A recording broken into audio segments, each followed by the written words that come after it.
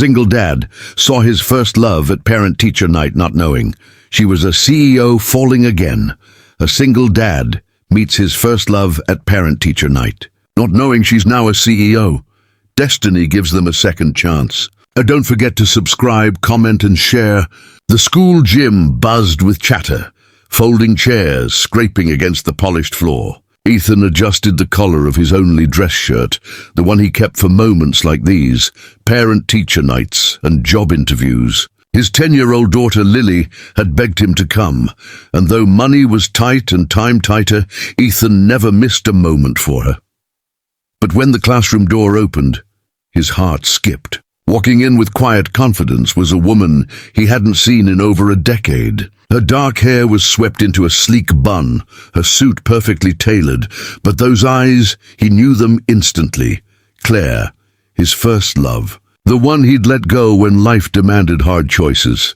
Ethan's breath caught. She didn't notice him at first, too busy reviewing the class reports with the teacher. But when their eyes finally met across the crowded room, it was as if the years melted away. Shock flickered, then something softer, a recognition, a memory. What Ethan didn't know was that Claire wasn't just another parent that evening. She was the CEO of a fast-rising company, juggling boardrooms and contracts while raising her own son.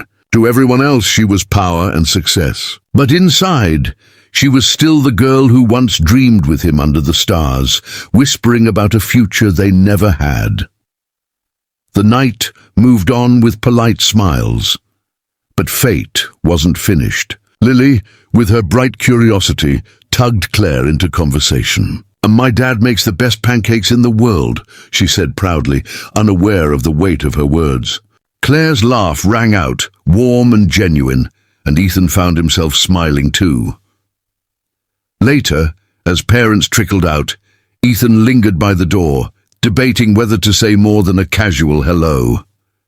Claire beat him to it. "It's been a long time," she said, her voice steady, but her eyes betraying emotion. "Yeah," Ethan replied softly. "Too long." They walked together to the parking lot, the autumn air crisp around them. Claire glanced at him, seeing not the struggling single dad in a worn shirt, but the man who had once taught her to believe in herself. Ethan, in turn, saw not just the CEO, but the woman who had once held his heart. And then came the twist neither expected. Her son ran up to them, holding Lily's hand. "Dad, this is my friend Lily. She says her dad helps her with math every night." Ethan froze. "Dad?" Claire smiled sheepishly. "Yes, I was married for a while. It didn't last. It's just me and him now." For a moment, silence hung heavy, then something shifted. Two single parents, both carrying scars, both fighting for their children's happiness, suddenly saw possibility, not in the past, but in the present. Weeks later, they found themselves crossing paths more often. A playdate turned into coffee. Coffee turned into long conversations. Ethan helped fix a leaky faucet at Claire's house. She surprised Lily with school supplies Ethan hadn't been able to afford. Their kindness toward each other wasn't grand or dramatic. It was simple, steady, and deeply human. One evening, as the kids played in the yard, Claire looked at Ethan with a quiet smile. "You know, I spent years building a company thinking success would fill the emptiness. But tonight, watching you with Lily, I realized kindness, family, love, that's what lasts." Ethan felt something inside him ease, a weight he didn't know he'd been carrying. "I thought I lost my chance at happiness years ago," he admitted. "Maybe I was wrong." Their hands brushed, and in that simple touch was a promise, not of perfection, but of second chances. By the time the sun set, laughter echoing from the children in the yard, they both knew life had brought them full circle, not to rewrite the past, but to start a new chapter. And so, in the most ordinary place, a school night, a crowded classroom, a chance meeting, two people rediscovered not only each other but the truth that kindness, resilience and love can rebuild even the most broken paths. Because sometimes falling again isn't about going back. It's about finally moving forward, together. Ethan walked home that night with Lily skipping beside him, but his mind was far from steady. The image of Claire's smile, the way her son and Lily had instantly bonded, it all replayed in his head like a song he couldn't turn off. He'd spent years convincing himself that love was a luxury he couldn't afford. His daughter was his world, his focus, his reason for working double shifts. But now something inside him stirred. The days that followed were strangely alive. Lily insisted on inviting Claire's son Ryan over after school. "He doesn't like math either, Dad. We can all study together," she giggled. Ethan found himself opening the door to see Claire standing there, holding her son's backpack, her eyes meeting his with that quiet familiarity. Each time, it felt a little less like coincidence and more like fate nudging them closer. Their conversations stretched longer. At first, about the kids, homework, teachers, soccer practice. But slowly, pieces of their lives slipped in. Claire spoke about the weight of boardrooms, how success had come at a cost.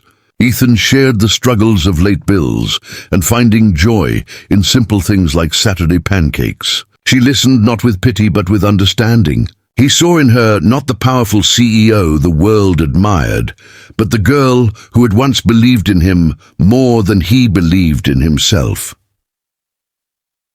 One rainy afternoon, Ethan's car broke down on his way to pick Lily up. Panic rose in his chest.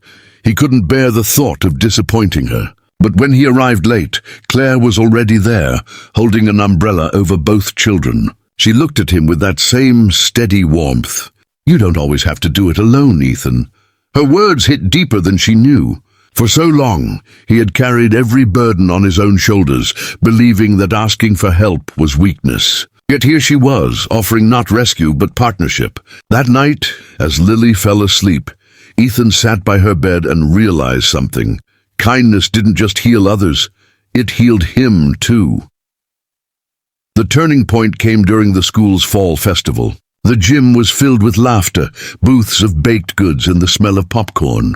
Ethan was manning the pancake stand, flipping them just the way Lily liked. Claire stopped by with Ryan, her sharp suit replaced by a cozy sweater, her laughter blending with the music. She tied an apron around her waist and joined him without hesitation.